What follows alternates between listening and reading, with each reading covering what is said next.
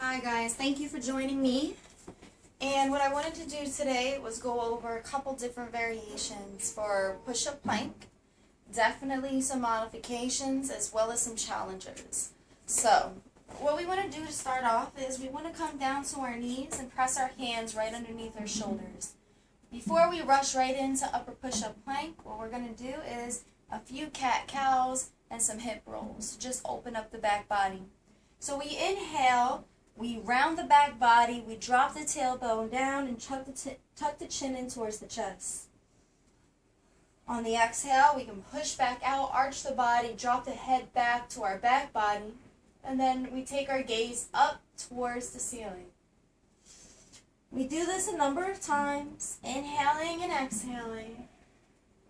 So you have scare cat, and you have cow.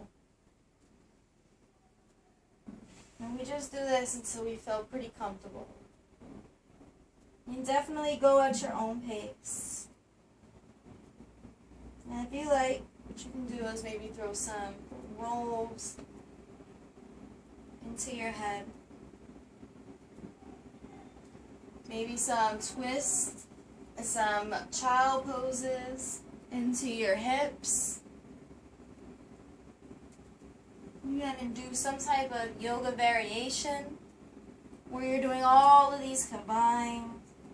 But you just want to open up that hip body, that back body. You can kind of jump back and forth if you like.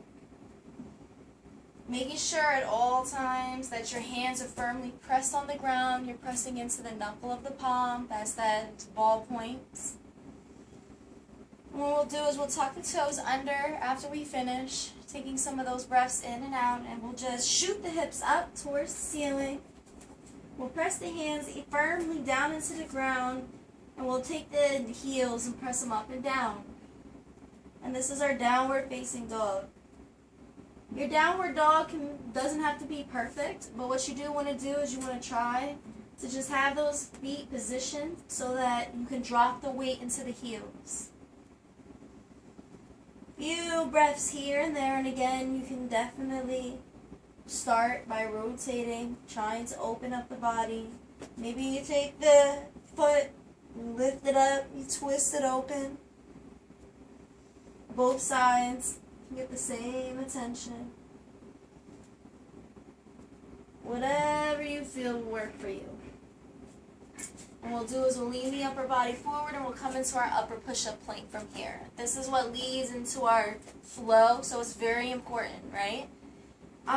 This is what we're going to focus on today. This particular part of the flow, but also in any type of workout, normally you have a push-up. So it's very important to get that push-up right. A lot of people do push-ups and their body is down like this, right? Or they're hunched over like that. So what we want to do is we want to make sure that we're keeping it real with ourselves. And where our body is kind of what we can handle. So we can shoot the heels back and lean the upper body forward and hug the abdomen around the back body. And then the shoulders are placed right, their arms are placed right underneath the shoulders, right? Elbows stacked on top of wrists. The thing is that if we find ourselves doing this, it's probably best to just come down to your knees. I see a lot of people that they try to push themselves and they're not doing it the right way, and what that does is it really just hurts their back. They're also not getting the benefit all the time of the pose, right? So if you're doing a yoga practice, for example, you may flow in a vinyasa class about like 12 times, sometimes more than that. If every time you're dropping down into that push-up plank, you're not listening to your body, you're just kind of, I guess trying to keep up with your neighbor, you're going to be putting that strain on your back, and you're not getting the benefit. So if they call this a girl push-up, don't worry about it if it's a girl push-up. Even if you're a guy, what you can do is you just lean that upper body forward, you be confident about doing the pose because it's the right pose for you. And at the same time, you're still shooting those hips back, right? We're still not hunched in like this just because we're on our knees. It's still an active pose. It's a very valid position to be in. So we always want to lean that head towards that front of the mat and then lean those feet back. Now you can also keep the feet just like this too, or you can cross them. Alright? No matter what, the shoulders are stacked on top of the elbows and on top of the ribs. And you can just breathe. And as you would come down, your shoulders would hug the sides of your body. Right? And then you would push back up. If you're in your upper push-up plank, right, without the modification, again, your shoulders would hug the side of the body. And push up. Come into a quick downward facing dog. And breathe. Now, there's another modification, and this is not just part of the vinyasa flow. So, like, if you're looking at the vinyasa flow, you would go from here, you would come up to here, right, and then you would come back to here. If you're just working out and you're doing some upper body poses, right, what you want to do is maybe you want to challenge yourself. So, you can do a plank, and if you can hold this plank for about a minute, or 30 seconds to a minute, you're gonna get a lot of benefit in the whole body. But you still lean that upper body forward and shoot the heels back. And breathe.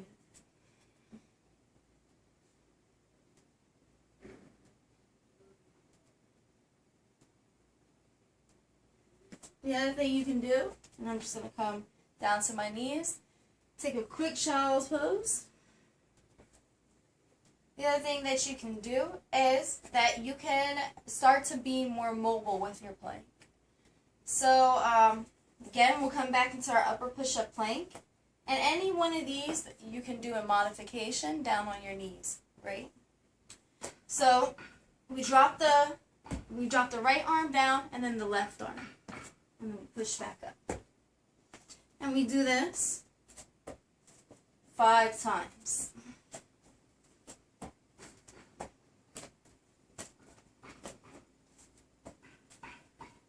On one side, we pause.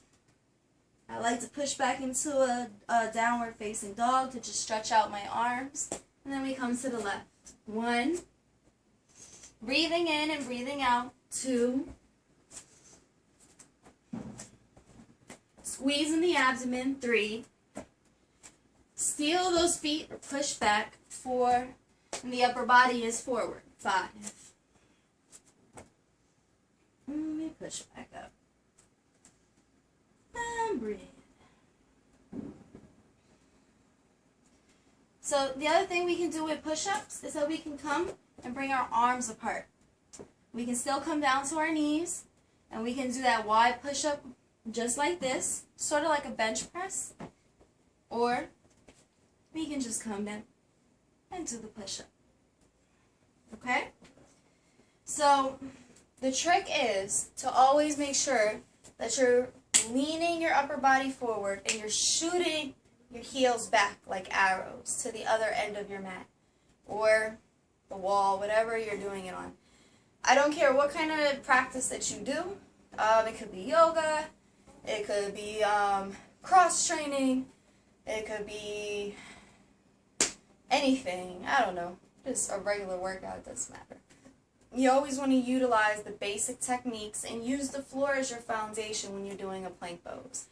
The benefits for the body, whew, I'm sweating and we only did a few of these different poses.